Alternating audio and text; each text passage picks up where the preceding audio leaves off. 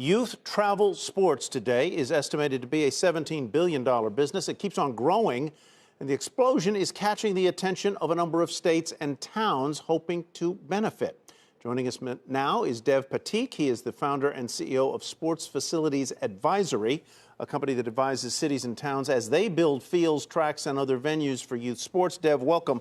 Good to have you with us. I saw on an HBO Sports piece, which I believe you were in, mind-blowing numbers about facilities that are being at least partly financed by localities in an effort to spur growth. Tell me about how common these things are. These are places with a dozen baseball fields and a half dozen soccer fields and indoor gyms and all the hotels around them. You got it. Tyler, thank you for having me today. There is a development boom that's been taking place over the last 7 years in particular, and it's all related to the youth sports travel, as you said, sports tourism marketplace, where tournaments are driving players into markets that they would not otherwise visit on a date that they would not otherwise be there. And the result has been these large mixed-use developments and tax increment financing and opportunity zone incentives and others put together by towns to attract big tournament operators and proven operators who can bring tournaments to their communities. It's hundreds of millions of dollars in spend annually in the travel segment alone. Who are the big tournament operators? Who are the big real estate developers who are taking advantage of these tax incentives and putting their money to work? Who are they? Well, we're certainly one of them, but there are other big players. There are in the baseball marketplace, a group called Perfect Game is the largest scouting organization in the country. They'll have 1,000 golf carts at a single event for scouts and recruiters because they put those scouts and recruiters in front of the talent they want to see. Perfect Game is creating developments around the country, a major development in Hutto, Texas, in total an $800 million development centered around Perfect Game.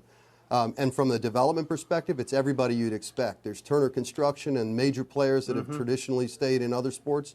And then there are local developers who are partnering with sports organizations to bring these facilities. My son was supposed to play in a baseball tournament in Aberdeen, Maryland, at a facility that is a Ripken-related facility. Something came up and it didn't end up going. But there are hotels around there. There are many multiple fields. There are replicas of different ballparks that you would know. My question, though, is this. The growth of travel sports is expensive for the parents and the families. Are we creating a world where there are some players who would like to play, but whose parents cannot afford the cost of travel, the cost of the gear, who just can't do it? And are we creating a second-class citizenry? There's no question about it.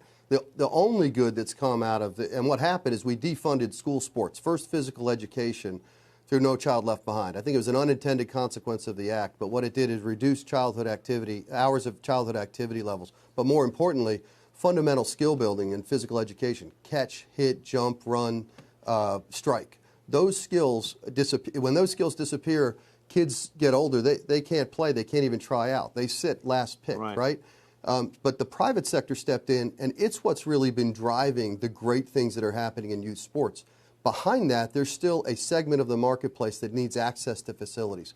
Our facilities all have an access program in them, and increasingly we're seeing that elevated. But there is a continued role for the public sector to play in participating. And good developments and good public-private partnerships include that. The public sector participating and private sector endeavors like us creating access for all.